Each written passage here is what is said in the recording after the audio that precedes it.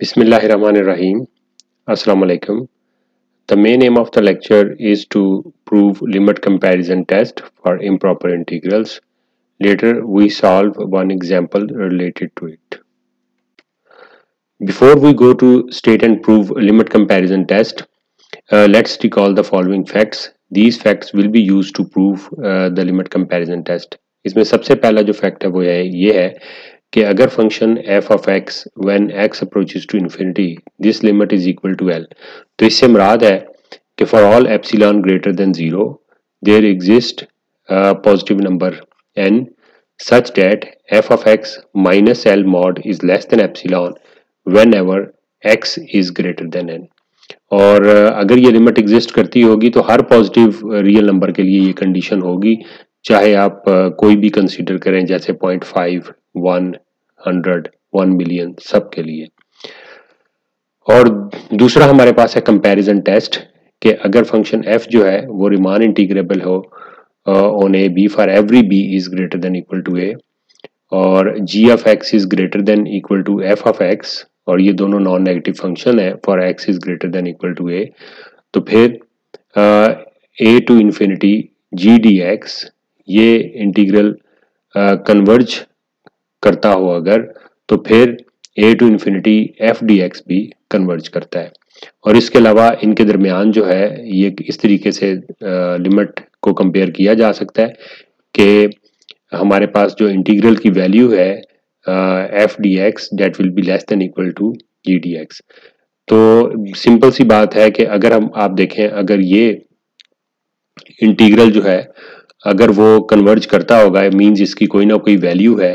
तो इससे हम ये नतीजा निकाल सकते हैं कि उससे जो छोटा इंटीग्रल है वो भी कोई ना कोई वैल्यू जो है वो रखता होगा. ये एक रफ आइडिया इसको याद करने के लिए, अदरवाइज हमने इसको प्रॉपरली प्रूव किया था. इसी तरह नेक्स्ट जो रिजल्ट हम यूज करेंगे वो है कि अगर a to infinity f dx अगर कन्वर्ज करता है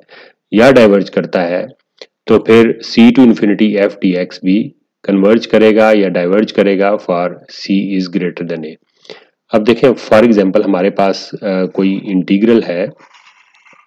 improper integral of first kind, और उसका ग्राफ जो है वो इस तरीके से है कि चले यहाँ से हम आइडियली स्टार्ट कर देते हैं कि ये पॉइंट हमारे पास a है और इस जगह से कोई इंटीग्रल स्टार्ट हुआ और इस तरीके से हमेशा चलता रहेगा. इस तरफ हमारे पास जो है वो इन्फिनिटी है. अगर ये इंटीग्रल एग्जिस्ट करता है तो इट मीन्स कि हमारे पास एरिया अंडर दिस कर्व, जिसमें ये सारा एरिया शामिल होगा और इस साइड पर ये सारा एरिया जो है वो शामिल होगा, ये एग्जिस्ट करता है. तो अगर ये एग्जिस्ट करता है और हमारे पास C कोई पॉइंट है जो A के बाद है, means here our C is at this place. तो अब देखें अगर हम इस C से इंटीग्रल को स्टार्ट कर दें तो ये फाइनाइट एरिया जो है वो एज सच कोई इम्पैक्ट नहीं डालेगा, क्योंकि इस साइड पर जो है वो इनफाइनाइट टाइप का एरिया जो है या जो ग्राफ है वो लामहदूद है. तो अगर ये इससे बड़ा एरिया एग्जिस्ट करता है हमारे पास तो जाहिर सी बात है कि ये छोटा वाला एरिया भी फिर एग्जिस्ट करेगा. इसी तरीके से अगर आप डाइवर्जेंट वाले केस की बात करते तो डाइवर्जेंट वाले केस में भी आप देखें कि अगर ये तमाम का तमाम एरिया जो है वो एग्जिस्ट नहीं करता तो फिर इसमें से फाइनाइट एरिया निकाल देने से ऐसा कोई फर्क नहीं पड़ेगा, क्योंकि जो इम्पोर्टेंट इसमें चीज है वो ये इनफाइनाइट वाला जो एरिया. यूजुअली अगर आप थोड़ा सा आइडियल ग्राफ डाइवर्जेंट केस के अंदर ड्रा करना चाहें तो वो कुछ इस किस्म का देखें बनता है कि हमारे पास ये अगर हम एक्सिस ड्रा कर लेते हैं और इस पॉइंट से अगर हमारा कोई ग्राफ जो है वो स्टार्ट होता है,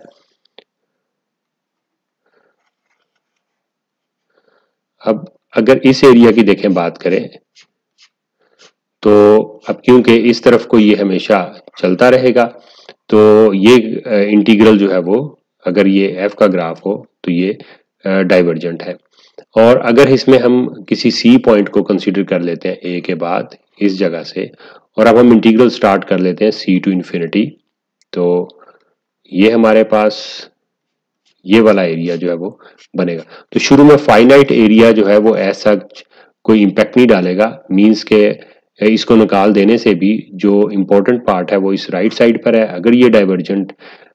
ओवरऑल सारा डाइवर्जेंट है तो फाइनाइट पार्ट निकालने से ये भी डाइवर्जेंट ही रहेगा।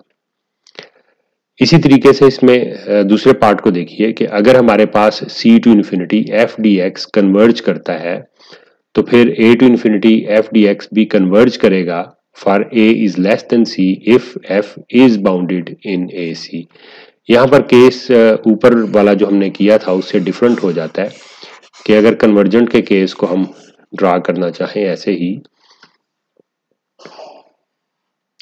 हम यहाँ पर इसका एक आइडियली उसी तरीके से ग्राफ ड्रा करते हैं और हमारा ग्राफ जो है वो इस पॉइंट ए से स्टार्ट हो रहा है। अब अगर हमारे पास इस किस्म का कोई फंक्शन है, अब इसमें कहा यह जा रहा है कि हमारे पास कोई सी से, फॉर एग्जांपल ये हमारे पास सी पॉइंट है और ये नेक्स्ट एरिया जो है वो एग्जिस्ट करता है।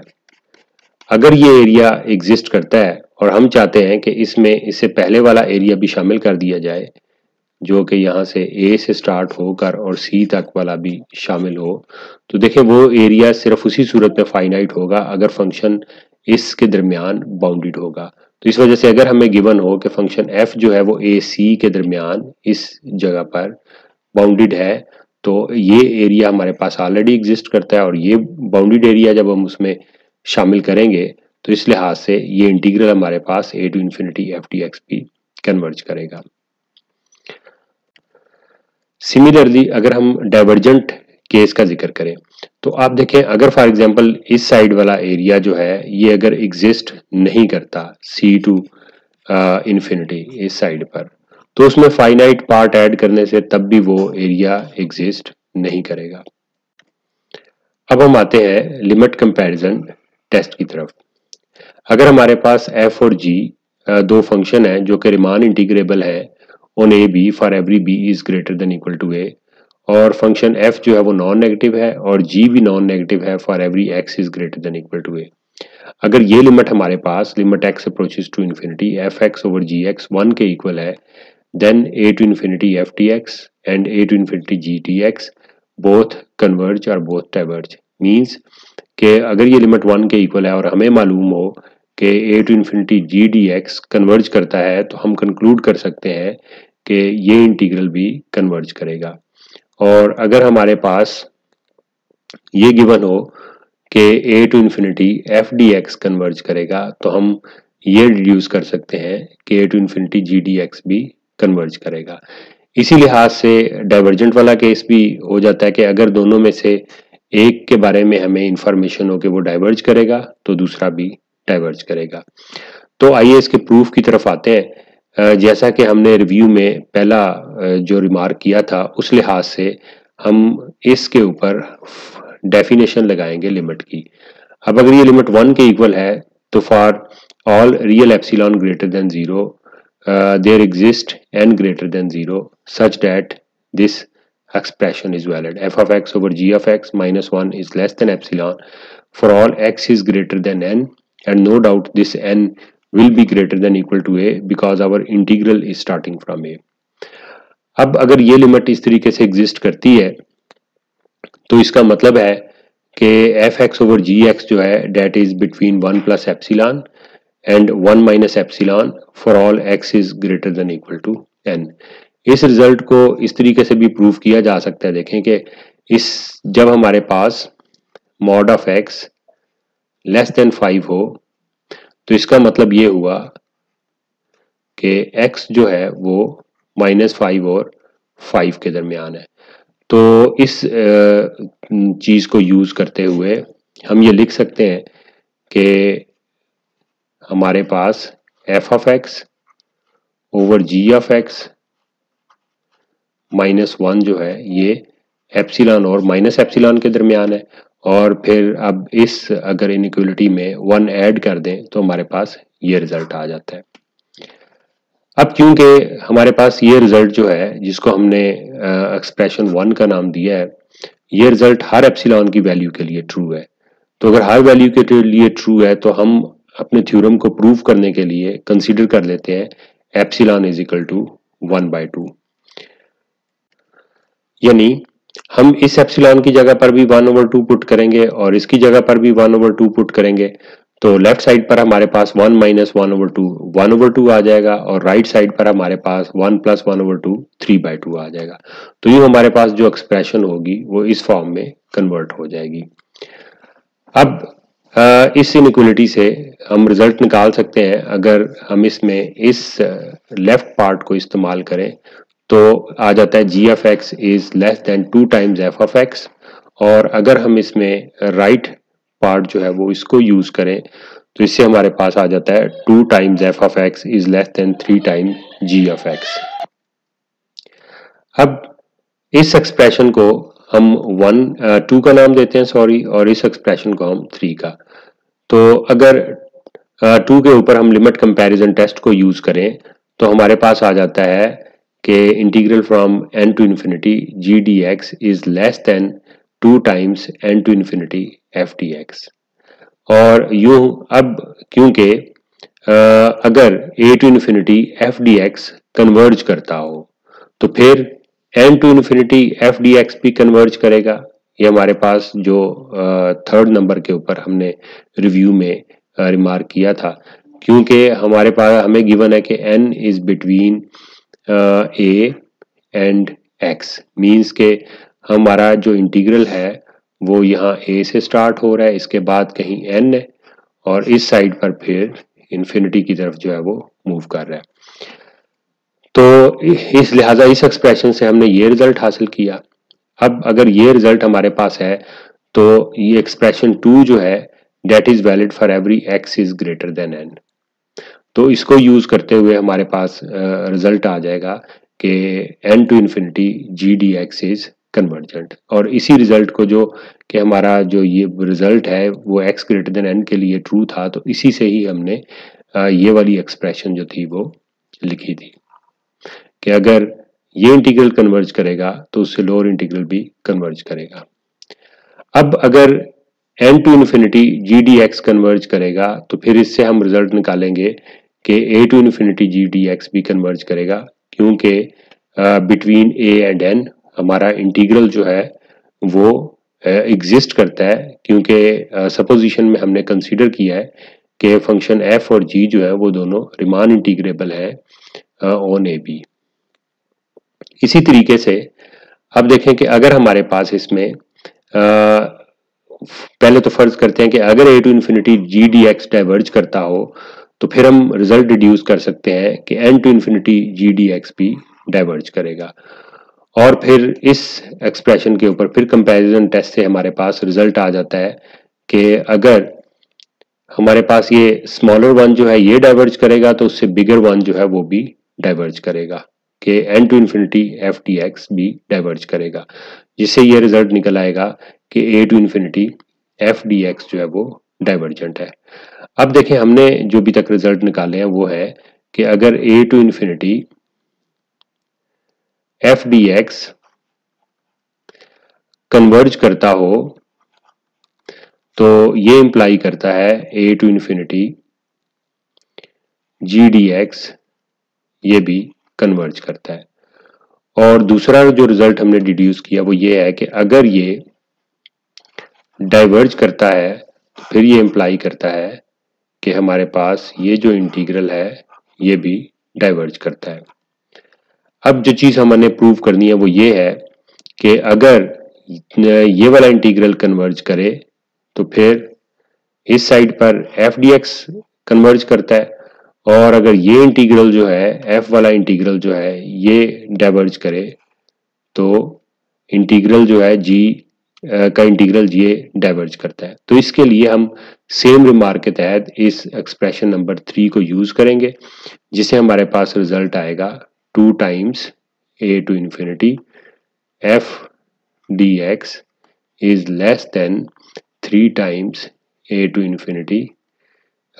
जी डी एक्स। अब इसके ऊपर हम कंपैरिजन टेस्ट यूज करेंगे, 2 और 3 इसके ऊपर कोई इफेक्ट नहीं डालेंगे क्योंकि ये कांस्टेंट है। अब यहां पर देखिए कि इस एक्सप्रेशन से फिर हमने वही रिजल्ट डिड्यूस किए हैं कि अगर a to infinity g d x converge करता हो तो n to infinity g d x converge करता है, और अगर ये n to infinity g d x converge करता है तो n to infinity F D x भी कन्वर्ज करेगा। ये रिजल्ट आ गया। आगे क्योंकि हमारा फंक्शन जो है वो a टू n इंटीग्रेबल है, इस वजह से हम डिड्यूस कर लेते हैं कि a to infinity F D x converge करता है। इसी तरीके से अगर हमारे पास a to infinity F D x diverge करता है, मींस ये एक्सप्रेशन अगर डाइवर्जेंट है तो उससे बिगर वन जो है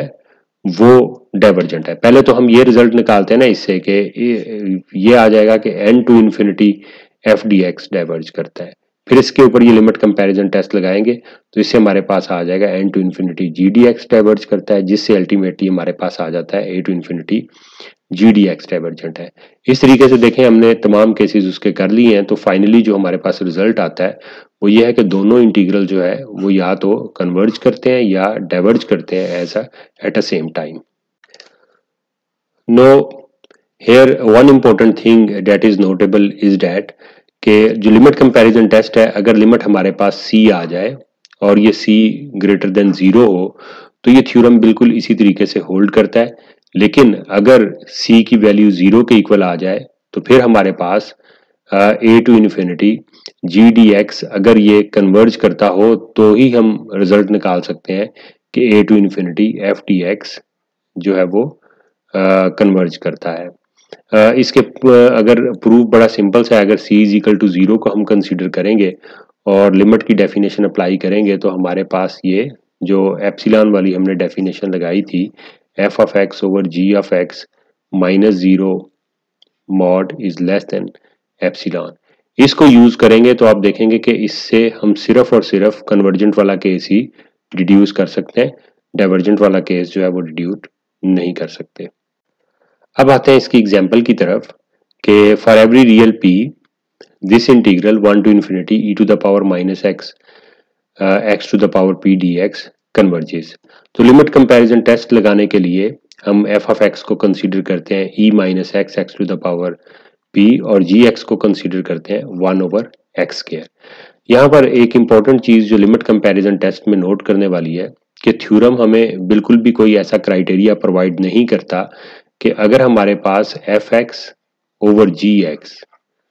अगर ये लिमिट 1 को अप्रोच करती है या फिर किसी पॉजिटिव नंबर को अप्रोच करती है when x approaches to infinity, तो फिर हम किस इंटीग्रल को f ऑफ x के इक्वल कंसीडर करें या किस इंटीग्रल को g ऑफ x के इक्वल कंसीडर करें, या अगर एक इंटीग्रल हमें गिवन हो तो दूसरा कौन सा हम g ऑफ x कंसीडर करें, ये हम सिर्फ और सिर्फ अपनी प्रैक्टिस और एक्सपीरियंस से ही गेस करते हैं। जैसे यहाँ पर देखें हमने g ऑफ x को 1 ओवर एक्स स्क्वायर कंसीडर किया और अब जब हमने लिमिट इसकी फाइंड करने की कोशिश की तो हमारे पास जो फाइनल रिजल्ट आता है वो ये लिमिट है कि limit x approaches to infinity x to the power p plus 2 over e x. अब इस लिमिट के ऊपर अगर हम सक्सेसिवली लॉपिटल रूल अप्लाई करें तो हमारे पास आ जाता है कि ये लिमिट 0 के बराबर है। तो ये एज एन एक्सरसाइज जो है वो आप लोगों के लिए छोड़ दी गई है। अब अगर ये 0 के बराबर है तो आप देखें कि जैसे हमने प्रीवियस नोट किया था कि सिर्फ हम उस सूरत में लिमिट कंपैरिजन टेस्ट यूज कर सकते हैं कि अगर a to infinity g d x अगर ये कन्वर्ज करेगा तो फिर हम बता सकेंगे कि a to infinity F D x ये बी कन्वर्जेंट है। तो क्योंकि ये इंटीग्रल जो है हमारे पास कन्वर्ट, तो इस वजह से इस इंटीग्रल की वजह से हम ये कहेंगे कि हमारे पास जो गिवन इंटीग्रल है वो भी कन्वर्जेंट है। आज के लिए इतना ही। Thank you very much for your attention.